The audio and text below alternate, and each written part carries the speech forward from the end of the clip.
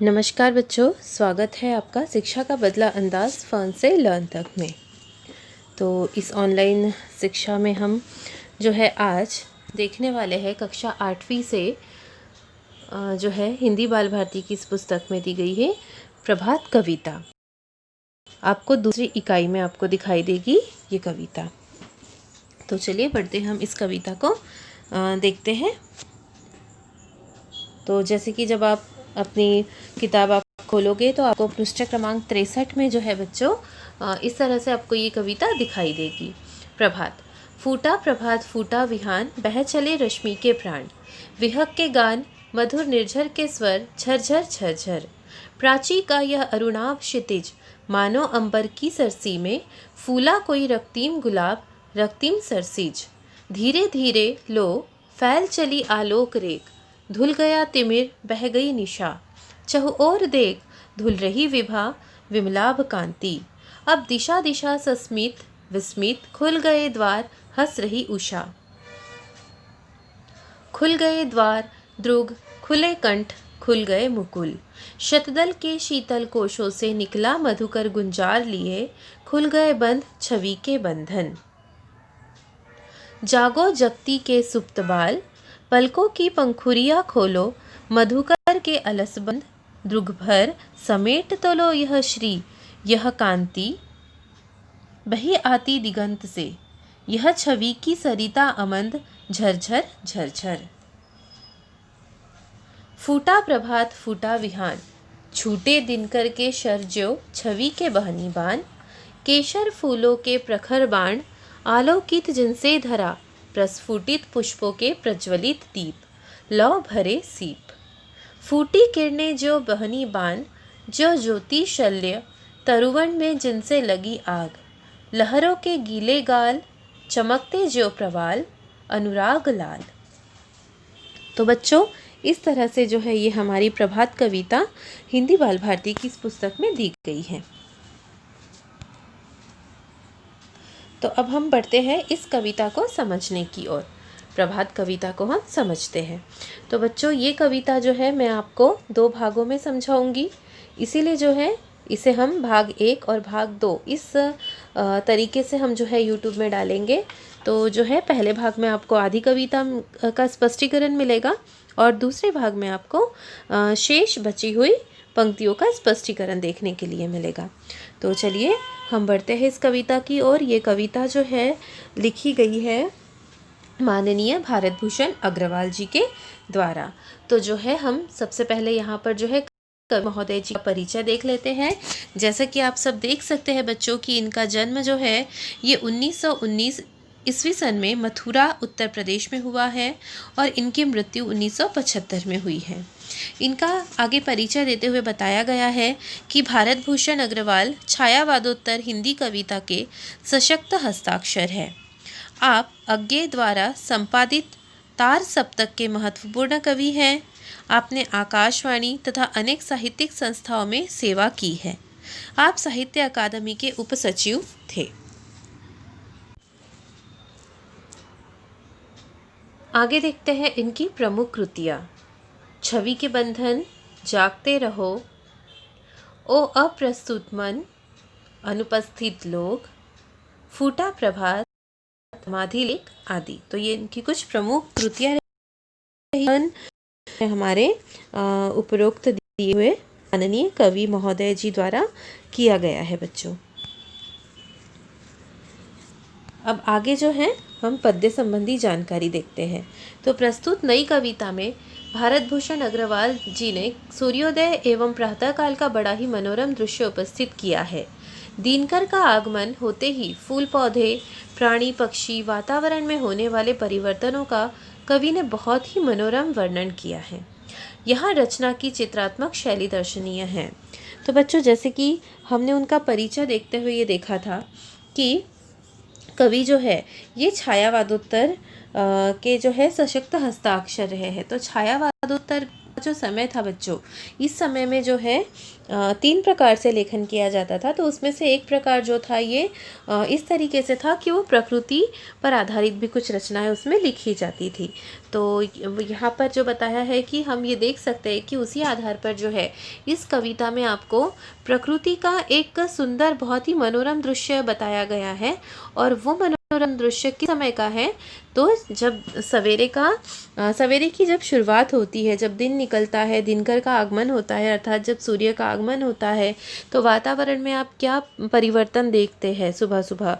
तो ये सारी चीज़ें फिर कैसे कैसे जो है दिन आगे बढ़ता है और उस समय हमें क्या जो निसर्ग का वातावरण है वो दिखाई देता है, तो वो जो है हम इस कविता में देखने वाले बच्चों।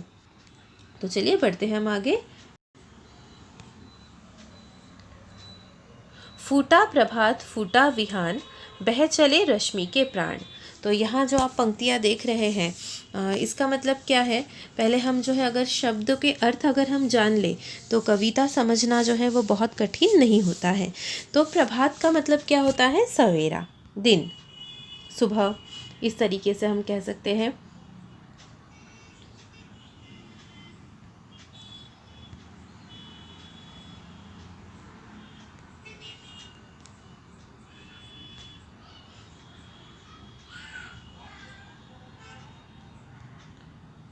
प्रभात, ये जो शब्द आप देख रहे हैं मतलब क्या,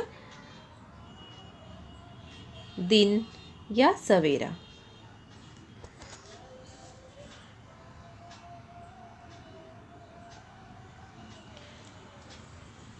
विहान, अब विहान का मतलब भी वही भोर का समय, प्रातः काल का समय। देखिए आप किस तरह से जो है नए नए शब्दों से जो है आप परिचित हो पाते हैं। प्रातः काल, ठीक है। अब यहाँ जो है रश्मि, रश्मि का मतलब क्या हुआ, किरण। रश्मि का मतलब होता है किरण, ठीक है बच्चों। तो ये जो है यहाँ पर आए हुए शब्दों के कुछ अर्थ है। अब फूटा प्रभात, फूटा का मतलब क्या हुआ, दिन फूट गया, ऐसा नहीं। तो फूटा का मतलब जो है दिन बाहर निकल आया, अभी सवेरा हो गया। फूटा प्रभात फूटा विहान, प्रातः काल हो गई, दिन हो गया, और बह चले रश्मि के प्राण। तो सवेरा होने से क्या हुआ बच्चों, रश्मि यानी क्या बताया है आपको, किरणें। तो इस तरह से यहाँ पर कवि जो है श्री भारत भूषण अग्रवाल जी क्या कह रहे हैं कि सवेरा हुआ, सूर्य की किरणें भी अब निकल गई, ठीक है। सवेरा हुआ, प्रातःकाल हुआ और किरणें जो है सूर्य की किरणें निकल आई। आगे देखिए, विहग के गान मधुर निर्झर के स्वर, झरझर झरझर। अब यहाँ पर आपको कुछ जो है नए शब्द आप देख रहे हैं। तो यहाँ पे भी आपकी जो है परेशानी या मुश्किल को हम आसान कर देते हैं। विहग का मतलब क्या हुआ बच्चों, पक्षी। विहग का मतलब होता है पक्षी। मधुर निर्झर, निर्झर का मतलब क्या हुआ, झरना। तो निर्झर का मतलब होता है झरना। तो आप जो है बच्चों यहाँ से जो है सुनते हुए देखते हुए जो है ये जो नए शब्द है, कठिन शब्द है, इनके जो हम अर्थ बता रहे हैं वो भी आप साथ साथ लिखते जाइएगा। तो जिससे जब आपको कविता का स्पष्टीकरण करना हो, उसका भावार्थ लिखना हो, तो आप जो है आसानी से अर्थ लिख पाए। तो इस तरह से विहग के गान और मधुर निर्झर के स्वर, झरझर झरझर। तो विहग के गान मतलब क्या हुआ कि पक्षी के जो है वो गान शुरू हो गए। जैसे ही दिन निकला, सवेरा हुआ, तो हम देखते हैं क्या होता है कि पक्षी भी जो है चहचहाते हुए वो जो है गीत गाते हुए वो भी अपने समूह में अपने अपने काम से निकल पड़ते हैं। और जो है मधुर निर्झर, निर्झर मतलब झरना, जैसे कि अभी हमने आपको बताया। तो जो झरना है, झरना भी जो है अपनी मधुर आवाज़ करता हुआ, मीठी आवाज़ करता हुआ झरझर झरझर, इस तरीके से झरना भी बहने की आवाज़ अभी आने लगी है। तो इस तरह से बच्चों, फूटा प्रभात फूटा विहान, बह चले रश्मि के प्राण, के गान मधुर निर्झर के स्वर, झरझर झरझर। तो फूटा प्रभात, ये जो फिर से हम इसका अर्थ बताते हैं कि सवेरा हुआ, दिन निकला, प्रातःकाल हुई और सूर्य की किरणें जो है वो दिखाई देने लगी। इसी के साथ क्या हुआ कि सूर्य की किरणों के दिखते ही, निकलते ही, रोशनी आते ही क्या हुआ कि जो सभी पक्षी थे वो गीत गाते हुए, गुनगुनाते हुए वो भी अपने अपने कार्यों पर निकल पड़े। और जो है झरना, वो मीठी आवाज़ में वो है झरझर झरझर, उसके भी स्वर सुनाई देने लगे। आगे देखिए, आगे की पंक्तियां देखते हैं। प्राची का यह अरुणाभ क्षितिज, मानो अंबर की सरसी में, फूला कोई रक्तीम गुलाब रक्तीम सरसीज। प्राची, प्राची का मतलब क्या बच्चों? प्राची का मतलब होता है पूर्व दिशा, जो होती है ना पूर्व दिशा, तो वो होता है प्राची का अर्थ पूर्व। अब अरुणाभ, अरुणाभ का अर्थ क्या होगा? अरुणाभ का अर्थ होता है लाल आभा से युक्त, लाल आभा से युक्त। कुछ बच्चों शब्दों के अर्थ जो है वो किताब में दिए हैं, तो वो आप वहाँ से भी आप लिख सकते हैं, ठीक है। आगे जो शब्द आप देख रहे हो क्षितिज, आगे जो आपको ये क्षितिज शब्द दिखाई दे रहा है वो किताब में दिया हुआ है। क्षितिज का अर्थ होता है वह स्थान जहाँ पृथ्वी और आकाश हमें मिलते हुए दिखाई देते हैं। जब हम कई बार आप देखिए, जब हम जो है लंबे सफ़र पर जाते हैं, निकलते हैं, और उस समय आप देखिए कि कभी हमें जब सीधा सा दूर का रास्ता दिखाई देता है तो हमें कहीं दूर ऐसा लगता है कि धरती, हमारा रोड और उसके साथ एक कोने में जाकर आसमान क्या हो रहे हैं, वो मिल रहे हैं। तो ऐसे जब हमें आभास होता है, असल में वो मिलते नहीं है लेकिन हमें वैसा महसूस होता है, तो जिस जगह पे हमें ऐसा महसूस हो कि ये धरती और आकाश एक हो रहे हैं, तो उसे कहा जाता है क्षितिज। अब आगे अंबर, अंबर मतलब क्या बच्चों? अंबर मतलब कि आकाश, है ना। अंबर, अंबर का मतलब होगा आकाश। अब आगे सरसी, सरसी का मतलब क्या? अंबर की सरसी में, सरसी का मतलब होगा तलैया, यहाँ हम लिखते हैं तलैया, तलैया तालाब जिसे कहते हैं वो, तलैया या तालाब। तो इस तरह से जो कह रहे हैं कि जब दिन निकला है तो क्या हुआ है, सूरज कहाँ से निकलता है? पूर्व दिशा से निकलता है। तो पूर्व का यह अरुणाभ क्षितिज मतलब प्राची का यह अरुणाभ क्षितिज। तो प्राची पूर्व दिशा से जब सूर्य निकल रहा है उस समय कैसा होता है? जब सूर्य निकलता है एकदम वो लाल लाल कलर का हमें दिखाई देता है, जैसे तपती हुई कोई आग हो। तो इस तरह से जो है जो वो उसका लाल आभा से युक्त जो उसका प्रकाश दिखाई देता है क्षितिज में, जहाँ पर धरती और आकाश मिलते हुए हमें दिखाई देते हैं, तो उसे देखकर क्या लगता है कि देख रहे हैं आप यहाँ पे, है ना, जब सूर्योदय होता है तो किस प्रकार से लाल आभा छाई हुई होती है। तो उसे देखकर क्या लग रहा है, कवि की कल्पना क्या बता रही है, या कि कवि को उस समय देखकर ऐसा लग रहा है कि मानो अंबर की सरसी में, अंबर की सरसी आकाश के तलैया में, तालाब में क्या हो रहा है, फूला कोई रक्तीम गुलाब। रक्तीम, रक्तीम का अर्थ क्या होता है? लाल। रक्त जो होता है हमारा लाल कलर का होता है, तो उसे जो है यहाँ पर रक्तीम का अर्थ यहाँ लाल कलर के लिए प्रयोग में लाया गया है। तो उसे देखकर जब सूर्य जो है प्राची से यानी पूर्व दिशा से उदित होता हुआ जब सूर्य है अपनी लाल आभा से वो युक्त है, तो ऐसे समय जो है कवि को ये एहसास हो रहा है कि ऐसा लग रहा है उस लाल आभा से युक्त सूर्य को देखकर कि मानो आकाश का जो तालाब है, यहाँ पर जो है आकाश को तालाब की उपमा दी गई है कि लाल लाल रंग सा जो वहाँ पे जो दिख रहा है, तो आकाश जो है वो तालाब है, और उस तालाब में क्या हुआ है कि लाल रंग का कोई गुलाब खिला है, और या फिर लाल रंग का जो है कोई कमल वहाँ पर खिला हुआ है, ऐसा कवि को महसूस हो रहा है। इतना सुंदर उन्होंने प्रकृति का वर्णन यहाँ किया है। चलिए अब आगे की पंक्तियाँ भी हम समझ लेते हैं।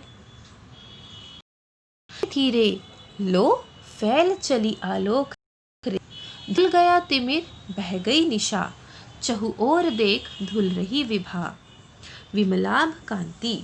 तो इस प्रकार से अब यहाँ पर जो नए शब्द आए हैं हम उन्हें जान लेते हैं। लो फैल चली आलोक रेख, आलोक का मतलब क्या होगा बच्चों? आलोक का मतलब होगा प्रकाश।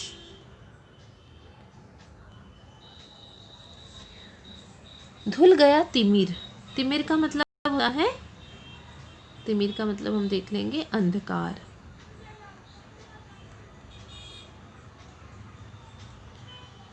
अंधकार। आगे चहु ओर, सॉरी निशा, निशा को भी देख लेते हैं हम। निशा मतलब संध्या समय जो होता है, संध्या या शाम, उसे निशा। चहु ओर मतलब चारों ओर, धुल रही विभा।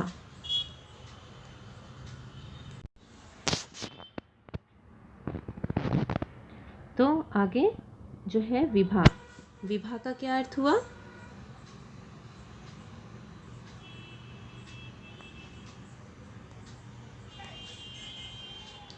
विभा, विभा मतलब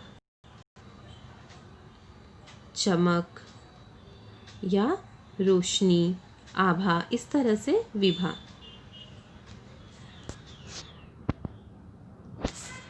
विमलाभ कांति, विमलाभ का मतलब क्या? निर्मल प्रकाश।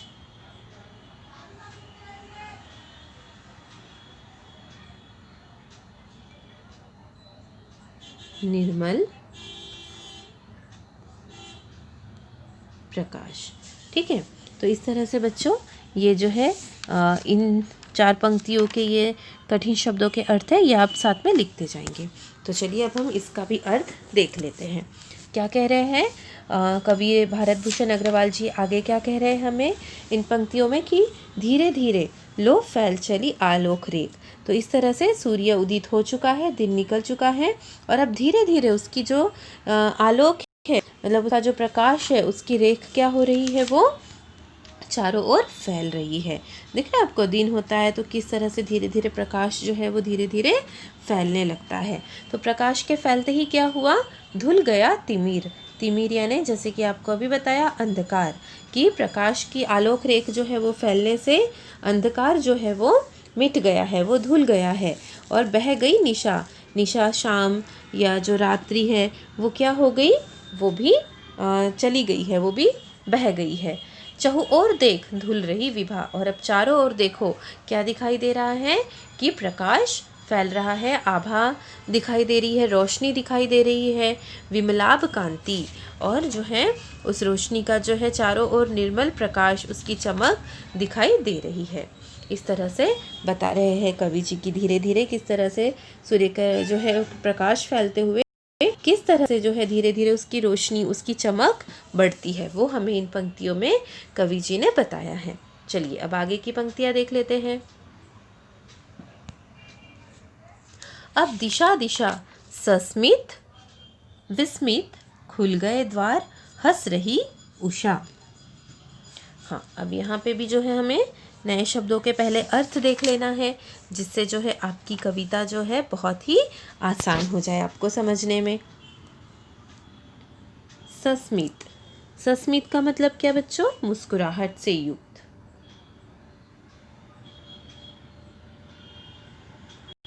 मुस्कुराहट से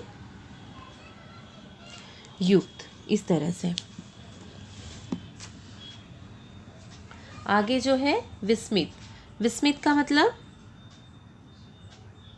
ये जो शब्द है विस्मित, इसका मतलब आश्चर्यचकित। एक मिनट हम फिर से आपको लिखाते हैं, ये शब्द ज़रा बड़ा था। विस्मित, विस्मित का मतलब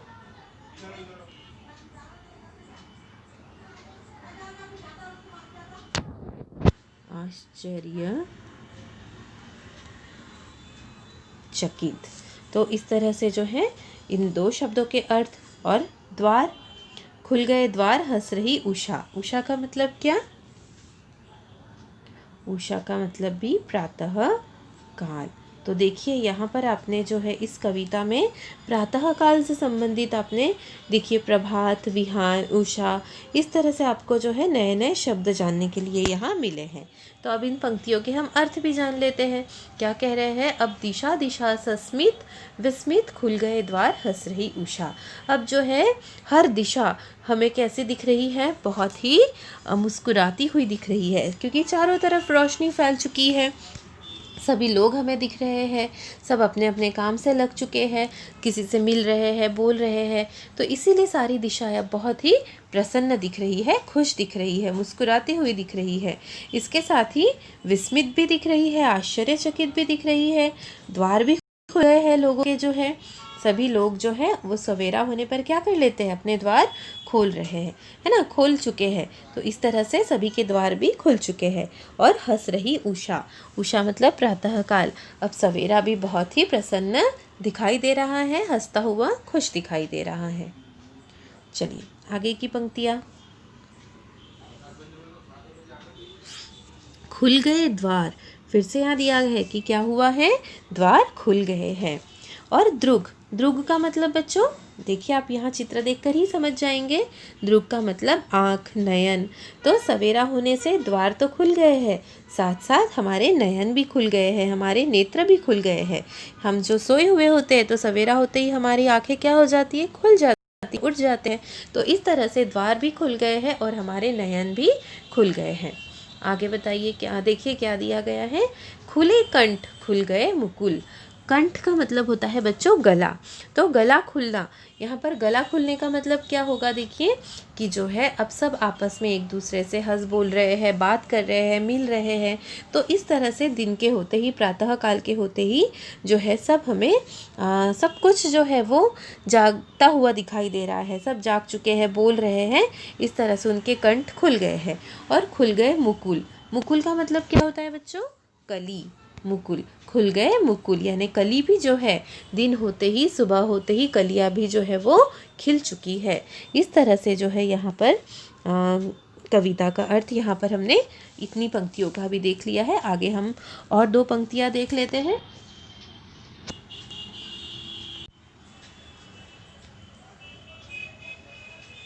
शतदल के शीतल कोशों से निकला मधुकर गुंजार लिए। तो आगे की पंक्तियों में आप देखिए क्या होता है, शतदल। शतदल का अर्थ क्या होता है बच्चों, शतदल का अर्थ भी होता है कमल। क्या होता है, शतदल का अर्थ कमल। कमल का फूल तो आप जानते ही है ना। तो कमल के लिए भी देखिए एक नया शब्द हमें और मिल गया है, कमल। तो कमल के जो फूल है उसका एक और शब्द शतदल, उसके कोशों से, कुश मतलब भंडार, ठीक है, मधुकर लिए। आगे जो शब्द है मधुकर, मधुकर मतलब क्या हुआ, भौरा। मधुकर किसे कहते हैं बच्चों, भौरे को कहते हैं। मधुकर मतलब भौरा। तो इस तरह से है इन पंक्तियों में कठिन शब्दों के, नए शब्दों के अर्थ। तो आगे देखिए, शतदल के शीतल कोशों से निकला मधुकर गुंजार लिए। तो जो कमल है उसके जो शीतल ठंडे ठंडे जो उसके भंडार है, कोश है, वहाँ से कौन निकल रहा है, मधुकर निकल रहा है। मतलब जो है भौरा निकल रहा है, गुंजार करता हुआ, भनभनाता हुआ, गुनगुनाता हुआ वो निकल रहा है। इस तरह से जो है अब सभी बंधन जो है खुल गए, बंद छवि के बंधन। और इस तरह से सवेरा होते ही सभी बंधन जो है वो खुल चुके हैं। तो ये रहा बच्चों हमारा जो है भाग 1 का स्पष्टीकरण। तो मैंने जिस तरह से आपको शुरू में ही बताया है कि मैं इस वीडियो को, इस कविता के स्पष्टीकरण को 2 भागों में बांट रही हूँ। तो ये है हमारा पहला भाग। तो बच्चों इसे आप ध्यान से सुनिए और इसके नए शब्द को और उसके अर्थ को आप लिखिए, और जो है कविता का भावार्थ उसे भी आप लिखिए। चलिए तब तक के लिए बच्चों, जब तक हम भाग 2 तैयार करते हैं, तब तक के लिए आपको इस वीडियो को ध्यान से देख लेना है। धन्यवाद बच्चों।